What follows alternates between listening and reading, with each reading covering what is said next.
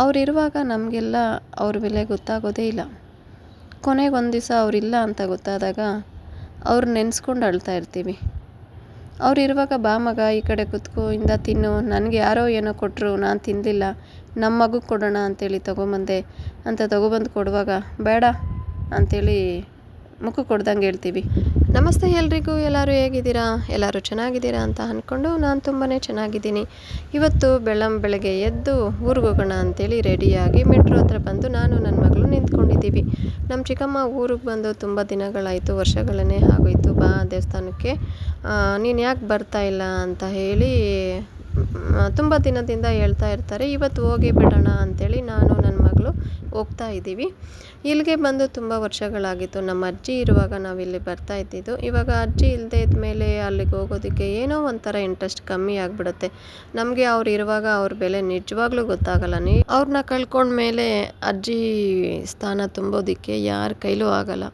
ಆಮೇಲೆ ಮೇಲಿನ ಮೇಲೆ ಫೀಲ್ ಆಗ್ತಾ ಹೋಗುತ್ತೆ, ಅವ್ರ ಥರ ತಲೆ ಸಾವ್ರೋರು ಯಾರು ಇಲ್ವಲ್ಲ, ಅವ್ರ ಥರ ನಮಗೆ ಬುದ್ಧಿವಾದ ಹೇಳೋರು ಯಾರು ಇಲ್ವಲ್ಲ. ಇಂದ ಮಗ ಅದು ತಿನ್ನು ಇದು ತಿನ್ನು, ನನಗೆ ಯಾರೋ ಏನೋ ಕೊಟ್ಟರು ತಗೋ ತಿನ್ನು, ನಿನಗೆ ಅಂತ ತೊಗೊಂಡು ಬಂದಿದ್ದೀನಿ, ನಾನು ತಿಂದಿಲ್ಲ ಅಂತ ಕೊಡೋರು ಯಾರು ಇಲ್ವಲ್ಲ ಅಂತ ಆಮೇಲೆ ತುಂಬ ಮಿಸ್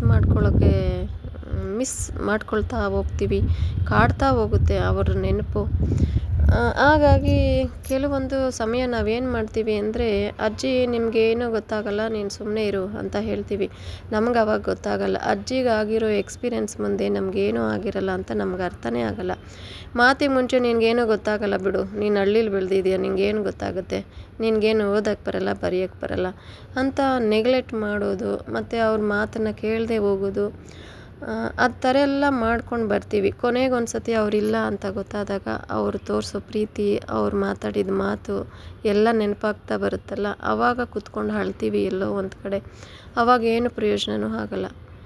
ಅವ್ರು ಇರುವಾಗಲೇ ನಾವು ಚೆನ್ನಾಗಿ ನಡ್ಕೊಂಡಿದ್ರೆ ಒಂದು ಖುಷಿಯಾಗಿರುತ್ತೆ. ನಮ್ಮ ಅಜ್ಜಿ ಈ ಥರ ಹೇಳ್ತಾಯಿದ್ರು, ಈ ಥರ ನಾವು ನಡ್ಕೊಂಡ್ವಿ, ಅವರಿಂದ ಇದು ಮಾಡೋಕ್ಕೆ ಸಾಧ್ಯ ಆಯಿತು ಅನ್ನೋದು ಒಂದು ಖುಷಿಯಾರ ಇರ್ತದೆ. ಅವರು ಹೋದ್ಮೇಲೆ ನೆನ್ಕೊಂಡು ಅಳೋದ್ರಲ್ಲಿ ಅರ್ಥನೇ ಇಲ್ಲ ಅಂತ ನನಗನ್ಸುತ್ತೆ. ಸರಿ, ದೇವಸ್ಥಾನಕ್ಕೆ ಹೋದ್ವಿ, ಪೂಜೆ ಮಾಡಿಕೊಂಡು ಕೊನೆಗಿಲ್ಲಿ ನಮ್ಮ ಅತ್ತೆ ನಮಗಂತಾನೆ ವಡೆ ಮಾಡಿ, ಪಾಯಸ ಮಾಡಿ, ಮುದ್ದೆ ಮಾಡಿ, ಅನ್ನ ಸಾರು ಎಲ್ಲ ಮಾಡಿದ್ದಾರೆ. ಬಿಸಿ ಬಿಸಿ ವಡೆ ಜೊತೆಗೆ ಕಾಫಿ ಚೆನ್ನಾಗಿರುತ್ತೆ ಅಂಥೇಳಿ ನಮ್ಮ ಅತ್ತೆ ಮಗ ಕಾಫಿ ಮಾಡ್ತಾರೆ.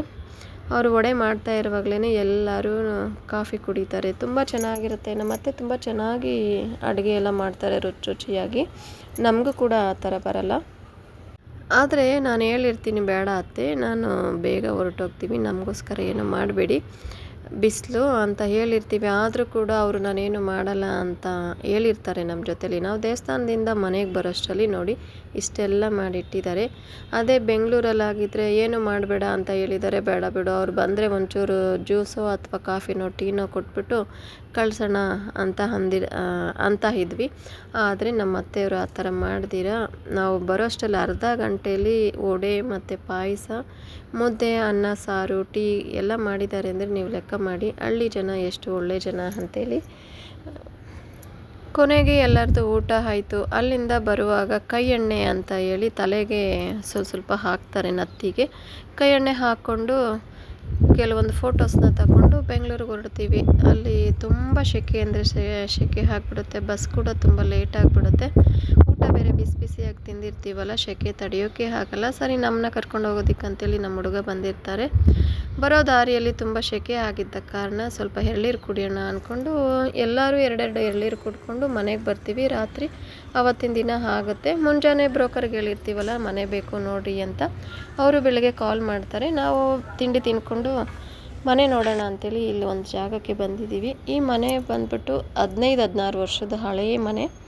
ನಾವು ಹೇಳಿದ್ದೆ ಅವ್ರಿಗೆ ಹಳೆಯ ಮನೆ ನೋಡಿ ಅಂತ ಹೇಳಿದ್ದು. ಯಾಕಪ್ಪ ಅಂತಂದರೆ, ಹಳೆ ಮನೆ ಅಂದರೆ ಮನೆ ಕಟ್ಟಿರೋ ಮನೆಗೆ ದುಡ್ಡು ಕೊಡೋಷ್ಟು ಇರಲ್ಲ, ಸೈಟಿಗೆ ಮಾತ್ರ ದುಡ್ಡು ಕೊಡ್ಬೋದು. ಆಮೇಲೆ ನಾವು ಒಂದು 2-3 ವರ್ಷ ಆ ಮನೇಲಿದ್ದು ನಮ್ಗೆ ಹೇಗೆ ಬೇಕೋ ಹಾಗೆ ಮನೇನ ಕಟ್ಕೋಬೋದಲ್ಲ, ಕೆಡವು ಅಂಥೇಳಿ ನಾವು ಆ ಇಂಟೆನ್ಷನ್ನಿಂದ ಹಳೆ ಮನೆಗಳಿದ್ರೆ ಹೇಳಿ ಅಂತ ಹೇಳಿದ್ದು. ಇಲ್ಲಿ ಒಂದು ಹಳೆ ಮನೆ ಇದೆ ಬನ್ನಿ ಅಂತ ಹೇಳಿರ್ತಾರೆ. ಈ ಮನೆಗೆ ಖಾಲಿ ಬಿಟ್ಟು ಅವರು 6-7 ವರ್ಷದಿಂದ ಖಾಲಿನೇ ಬಿಟ್ಟಿದ್ದಾರಂತೆ. ಈ ಮನೇಲಿ ಅವರು ಜೀವನನೇ ಮಾಡಿಲ್ಲ. ಯಾಕಪ್ಪ ಅಂತಂದರೆ ಅವ್ರ ಮಕ್ಕಳು ಏನೋ ಫಾರಿನ್ಗೆ ಹೋದ್ರಂತೆ ಓದ್ಕೊಂಡು. ಅವಾಗಿಂದ ಇದು ಖಾಲಿನೇ ಇದೆ. ಅವ್ರ ಅಪ್ಪ ಅಮ್ಮ ಬೇರೆ ಕಡೆ ಇನ್ನೊಂದು ಮನೆ ಇದೆ, ಆ ಮನೆಯಲ್ಲಿ ಇರ್ತಾರೆ. ಈ ಮನೆ ನೋಡೋಕ್ಕೆ ಬಂದಿದ್ದೀವಿ. ಎಲ್ಲಿ ನೋಡಿದ್ರೂ ಕೂಡ ಧೂಳು, ಕಸ, ಕಡ್ಡಿ ತುಂಬಿಕೊಂಡಿತ್ತು. ಹಾಗಾಗಿ ನೀಟಾಗಿ ನಾನು ಸ್ವಲ್ಪ ವೀಡಿಯೋಸ್ ಎಲ್ಲ ಮಾಡ್ಕೊಂಡಿಲ್ಲ, ಗಲೀಜು ಜಾಸ್ತಿ ಇತ್ತು ಅಂಥೇಳಿ. ಕೊನೆಗೂ ಲೈಟಾಗಿ ನಂಗೆ ಸ್ವಲ್ಪ ಈ ಮನೆ ಇಷ್ಟ ಆಗಿದೆ. ಯಾಕಪ್ಪ ಇಷ್ಟ ಆಯಿತು ಅಂತ ಅಂದ್ಕೊಂಡ್ರೆ, ಸ್ವಲ್ಪ ಗಾಳಿ ಬೆಳಕು ಎಲ್ಲ ಚೆನ್ನಾಗಿದೆ. ವಿಂಡೋಸ್ ಎಲ್ಲ ದೊಡ್ಡ ದೊಡ್ಡಾಗಿಟ್ಟಿದ್ರು. ಆಮೇಲೆ ಅಕ್ಕಪಕ್ಕ ಮನೆಗಳು ಜಾಯಿಂಟ್ ಮಾಡಿ ಕಟ್ಟಿಲ್ಲ. ನಂಗೆ ಮೇನು ಜಾಯಿಂಟ್ ಮಾಡಿ ಕಟ್ಟೋದು, ಆ ಬಿಲ್ಡಿಂಗ್ ಗೋಡೆ ಈ ಬಿಲ್ಡಿಂಗ್ ಗೋಡೆ 2 ಜಾಯಿಂಟ್ ಮಾಡೋದು ಆ ಥರ ನನಗೆ ಇಷ್ಟ ಇಲ್ಲ. ಇದು ಬಿಡಿಯಾಗಿ ಕಟ್ಟಿದ್ರು. ಮತ್ತು ಡಿಸೈನು ಔಟ್ಸೈಡ್ ಡಿಸೈನ್ ಕೂಡ ನನಗೆ ಇಷ್ಟ ಆಯಿತು. ಸ್ವಲ್ಪ ಪರವಾಗಿಲ್ಲ ಅಂತ ಅನ್ನಿಸ್ತು. ಈ ಮನೆ ನೋಡ್ಕೊಂಡು ಬಂದಿದ್ದೀನಿ. ಈ ಮನೆ ನೋಡಿಕೊಂಡು ಕೆಳಗಡೆ ಏನಪ್ಪ ಪ್ರಾಬ್ಲಮ್ ಅಂದರೆ, ಮನೆ ರೋಡ್ ಹೈಟು ಜಾಸ್ತಿ ಇದೆ, ಮನೆ ಹೈಟು ಕೆಳಗಡೆ ಇದೆ. ಅಂದರೆ ಮನೆ ಡೌನಿಗಿದೆ. ಅದೊಂದು ಪ್ರಾಬ್ಲಮ್ ಇದೆ. ಅದನ್ನು ಏನು ಮಾಡೋದು ಏನೋ ಅನ್ನೋ ಡೌಟಲ್ಲಿ ಅಂತೂ ಇದ್ದೀನಿ. ಬಟ್ ಮನೆ ಒಳಗಡೆ ಎಲ್ಲ ಓಕೆ, ಪರವಾಗಿಲ್ಲ, ಇಷ್ಟಿದ್ರೆ ಸಾಕು ಸದ್ಯಕ್ಕೆ ಅಂತ ಅಂದ್ಕೊಂಡು ಓಕೆ ಅಂದ್ಕೊಂಡು ಬಂದಿದ್ದೀವಿ. ಈ ಮನೆ ಇಷ್ಟ ಆಗಿದೆ. ನೋಡಿ, ಮನೆ ಮುಂದೆ ಎಲ್ಲ ತುಂಬ ಕಸ ಅಂದರೆ ತುಂಬ ಕಸ. ಅಂದರೆ ಮುಂದೆ ರೋಡ್ ಸೈಡ್ ಇರೋದ್ರಿಂದ ಗಾಳಿ ಬೆಳಕು ಎಲ್ಲ ಚೆನ್ನಾಗಿದೆ ಅಂತ ನಾನು ಇಷ್ಟಪಟ್ಟಿದ್ದೀನಿ. ಮನೆ ನೋಡಿಕೊಂಡು ಮನೆಗೆ ಬರೋ ದಾರಿಯಲ್ಲೇ ಡಿಮಾರ್ಟ್ಗೆ ಹೋಗಿ ಮನೆಗೆ ಸ್ವಲ್ಪ ಐಟಮ್ಸ್ ಬೇಕಾಗಿರುತ್ತೆ. ಐಟಮ್ಸ್ ಎಲ್ಲ ತೊಗೊಂಡು ಹೋಗೋಣ, ಖಾಲಿಯಾಗಿದೆ ಇವತ್ತು ಅಂದ್ಕೊಂಡು ಡಿಮಾರ್ಟ್ ಒಳಗಡೆ ಬಂದಿದ್ದೀವಿ. ಜನ ಏನೂ ರಶ್ ಇರಲಿಲ್ಲ, ಖಾಲಿಯಾಗೇ ಇತ್ತು. ಸ್ವಲ್ಪ ಬಟ್ಟೆ ಬೇಕಾಗಿತ್ತು ನನ್ನ ಮಗಳಿಗೆ, ಕೆಲವೊಂದು ಬಟ್ಟೆಗಳನ್ನ ತಗೊಂಡು, ಮತ್ತು ಮನೆ ಹತ್ರ ಹಾಕ್ಕೊಳ್ಳೋದಕ್ಕೆ ಸ್ಲಿಪ್ಪರ್ ಬೇಕಾಗಿತ್ತು. ಸ್ಲಿಪ್ಪರ್ ತಗೊಂಡು ರೇಷನ್ ಐಟಮ್ಸ್ ಬೇಕಾಗಿರುತ್ತೆ. ರೇಷನ್ ಸ್ವಲ್ಪ ತಗೊಂಡೋಗೋಣ ಅಂದರೆ, ರೇಷನ್ ಐಟಮ್ಸ್ ಅಂದರೆ ಕಾಳು, ಬೇಳೆ, ರವೆ ಆ ಥರ ಬೇಕಾಗಿರುತ್ತೆ. ಅದೆಲ್ಲ ತಗೊಂಡು ಹೋಗೋಣ ಅಂಥೇಳಿ ಬಂದಿದ್ದೀವಿ. ಇದು 2 ಫ್ಲೋರ್ ಇದೆ. ಮೇಲ್ಗಡೆ ಫ್ಲೋರಿಗೆ ಬಂದಿದ್ದೀವಿ ನಾವು ಸ್ಲಿಪ್ಪರ್ ತೊಗೊಳ್ಳೋಣ ಮನೆ ಹತ್ರ ಹಾಕ್ಕೊಳ್ಳೋದಕ್ಕೆ ಅಂಥೇಳಿ. ಇಲ್ಲಿಗೆ ಬಂದಮೇಲೆ ಯಾವ್ದು ತೊಗೊಳ್ಳಿ ಯಾವ್ದು ಬಿಡಲಿ ಅನ್ನೋ ಥರ ಒಂದು 10-20 ನಿಮಿಷ ಟೈಮ್ ವೇಸ್ಟ್ ಆಗುತ್ತೆ.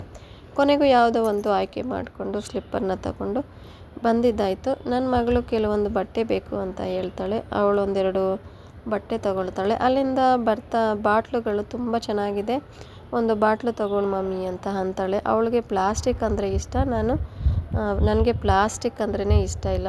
ಪ್ಲಾಸ್ಟಿಕ್ ಬೇಡ, ಬೇಕಿದ್ರೆ ಈ ಥರ ಸ್ಟೀಲಲ್ಲಿ ತಗೋ ಅಂಥೇಳಿ ನಾನು ಸ್ಟೀಲ್ ಇರೋ ಜಾಗಕ್ಕೆ ಕರ್ಕೊಂಡು ಬಂದಿದ್ದೀನಿ. ಅದರಲ್ಲಿ ಒಂದು ಬಾಟಲ್ ತಗೊಳ್ತಾಳೆ. ಆದ್ರೂ ಈ ಪ್ಲಾಸ್ಟಿಕ್ ಐಟಮ್ಸ್ ಕಣ್ಣು ಸೆಳೀತಾ ಇರುತ್ತೆ. ತುಂಬ ಚೆನ್ನಾಗಿತ್ತು ಕಲರ್ಫುಲ್ಲಾಗಿ.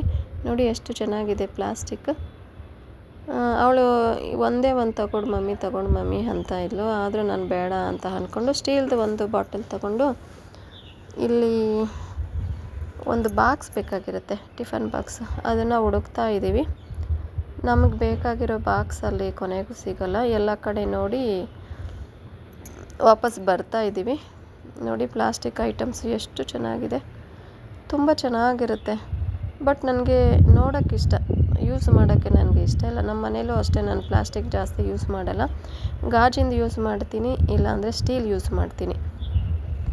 ಡಿಮಾರ್ಟ್ಗೆ ಹೋಗಲಿ ಮತ್ತು ಯಾವುದೇ ಸ್ಟೋರ್ಗಳಿಗೋಗಲಿ, ಬಟ್ಟೆ ಅಂಗಡಿಗಳಿಗೋಗಲಿ, ಯಾವುದು ತೊಗೊಂಡಿಲ್ಲ ಅಂದರೂ ಕೂಡ, ಅಥವಾ ಒಂದೇ ಒಂದು ತೊಗೊಂಡ್ರೂ ಕೂಡ ಎಲ್ಲನೂ ಒಂದು ಸತಿ ನೋಡೋಣ ಅನ್ನೋ ಥರ ಆಸೆ ಆಗ್ತಾ ಇರುತ್ತೆ. ಯಾಕಂದರೆ ಅಷ್ಟು ಕಣ್ಣು ಸೆಳೀತಾ ಇರುತ್ತೆ. ಕೊನೆಗೆ ಏನೇನು ಬೇಕು ಅದೆಲ್ಲ ತಗೊಂಡು ಕೆಳಗಡೆ ಫ್ಲೋರಿಗೆ ಬಂದು ಬೇಳೆ ತಗೊಳ್ಳೋಣ ಅಂಥೇಳಿ ನನ್ನ ಮಗಳಿಗೆ ಹೇಳ್ತೀನಿ, ನೀನು ಬೇಳೆ ತೊಗೊಳ್ತಾ ಇರಮ್ಮ, ನಾನು ಆ ಕಡೆ ಹೋಗಿ ಸೋಪ್ ಬೇಕಾಗಿರುತ್ತೆ, ಸೋಪಿನ ಪುಡಿ ಅದು ತೊಗೊಂಬರ್ತೀನಿ ಅಂಥೇಳಿ ಈ ಕಡೆ ಬಂದಿದ್ದೀನಿ. ಇಲ್ಲಿ ನೋಡ್ತೀನಿ ಸ್ವಲ್ಪ ಹೊತ್ತು ಯಾವ್ದು ತೊಗೊಳ್ಳೋಣ, ಯಾವುದು ಅಂದರೆ ಕಮ್ಮಿ ಇದೆ ಜಾಸ್ತಿ ಇದೆ ಅಂಥೇಳಿ 1 ಸೆಕೆಂಡ್ ಚೆಕ್ ಮಾಡಿ ಕೊನೆಗೆ ಸರ್ಫ್ ಎಕ್ಸೆಲ್ ತೊಗೊಳ್ಳೋಣ ಅಂಥೇಳಿ ಸರ್ಫ್ ಎಕ್ಸೆಲ್ ತೊಗೊಳ್ತೀನಿ. ಸರ್ಫ್ ಎಕ್ಸೆಲ್ ತೊಗೊಂಡ್ಮೇಲೆ ಮೈ ಸೊಪ್ಪು ಬೇಕಾಗಿರುತ್ತೆ, ಅದು ಸ್ವಲ್ಪ ಬೇರೆ ಕಡೆ ಇಟ್ಟಿರ್ತಾರೆ.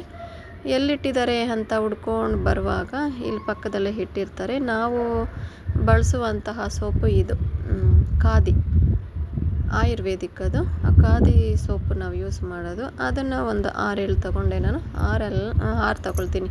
ಒಂದೇ ಸತಿ 6 ಅಥವಾ 12 ಆ ಥರ ತೊಗೊಂಡೋಗಿ ಇಟ್ಬಿಡ್ತೀನಿ. 1-2 ನಾವು ಯಾವಾಗಲೂ ತೊಗೊಳ್ಳಲ್ಲ. ಕಮ್ಮಿ ಅಂದ್ರೂ ನಾವು ತೊಗೊಂಡು ಏನು ಹೋಗ್ತೀವಲ್ಲ, ಅದು ಕಮ್ಮಿ ಅಂದರೂ ಕೂಡ 3 ತಿಂಗಳು ನಮಗೆ ಬರಬೇಕು. ಅದೇ ಥರ ಎಲ್ಲನೂ ತೊಗೊಂಡೋಗೋದು. ಬೇಳೆ ಆಗಲಿ, ಊದುಬತ್ತಿ ಆಗಲಿ. ಇವಾಗ ಊದುಬತ್ತಿ ತೊಗೊಳ್ಳೋಣ ಅಂಥೇಳಿ ಈ ಕಡೆ ಬಂದಿದ್ದೀನಿ.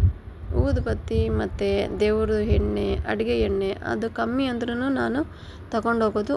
3 ತಿಂಗಳು ಬರಬೇಕು. ಆಮೇಲೆ 3 ತಿಂಗಳು ಆದಮೇಲೆ ಮತ್ತೆ ಅಂಗಡಿ ಅದು ಇದು ಅಂತ ಬರೋದು. ಓಕೆ, ರೇಷನ್ ಐಟಮ್ಸ್ ತೊಗೊಂಡಾಯಿತು. ಮನೆಗೆ ಹೋದ ತಕ್ಷಣ ಏನಾದ್ರು ತಿನ್ನಬೇಕಲ್ಲ ಅಂತ ಯೋಚನೆ ಮಾಡುವಾಗ ಐಸ್ ಕ್ರೀಮ್ ತಗೊಳ್ಳೋಣ ಅಂತೇಳಿ ನೋಡ್ತೀವಿ. ಅಲ್ಲಿ ನಮಗಿಷ್ಟ ಆಗೋ ಐಸ್ ಕ್ರೀಮ್ ಅಲ್ಲಿ ಇರಲ್ಲ.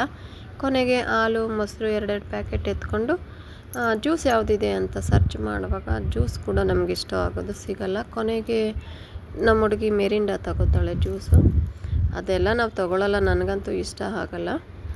ಅವಳೇನೋ ತೊಗೊಳ್ಳೋದು, ಇದೊಂದು ಸರಿ ತೊಗೊಳ್ತೀನಿ ಅಂತ. ನಾವು ಯಾವತ್ತೂ ಕೂಡ ಅಂಗಡಿಯಲ್ಲಿ ಮೆರಿಂಡಾ ಆಗಿರ್ಬೋದು, ಪೆಪ್ಸಿ ಆಗಿರ್ಬೋದು, ಈ ಥಮ್ಸಪ್ ಆ ಥರದ್ದೆಲ್ಲ ನಾವು ಯಾವತ್ತೂ ತೊಗೊಳ್ಳಲ್ಲ. ಇವತ್ತೇನೋ ಆಸೆ ಪಡ್ತಿದ್ದಾಳೆ ಅಂತೇಳಿ ಅವಳು ತೊಗೊಂಡು ಬಂದಿದ್ದಾಯಿತು. ನಾನು ಹೊರಗಡೆಯಿಂದ ಬ್ಯಾಗ್ ತೊಗೊಂಬಂದಿದ್ದು ನೋಡಿ ಬೆಕ್ಕುಗಳೆಲ್ಲ ನಮ್ಮ ಹಿಂದೆ ಓಡಿ ಬರ್ತಾರೆ, ಏನೋ ತೊಗೊಂಬಂದಿದ್ದಾರೆ ನನಗೆ ಅಂತ. ಓಕೆ, ಇವತ್ತಿನ ವ್ಲಾಗ್ ಇಲ್ಲಿಗೆ ಮುಗಿಸ್ತಾ ಇದ್ದೀನಿ. ಈ ವ್ಲಾಗ್ ನೋಡಿ ಕೇಳಿ ನಿಮಗೆ ಏನು ಅನ್ನಿಸ್ತು ಅಂತ ನಿಮ್ಮ ಅನಿಸಿಕೆ ಅಭಿಪ್ರಾಯನ ಮೆಸೇಜ್ ಮೂಲಕ ಅಂದರೆ ಕಮೆಂಟ್ ಮೂಲಕ ತಿಳಿಸಿ ಅಂತ ಹೇಳ್ತಾ ಮತ್ತೆ ಸಿಗುವ. ಬಾಯ್ ಬಾಯ್.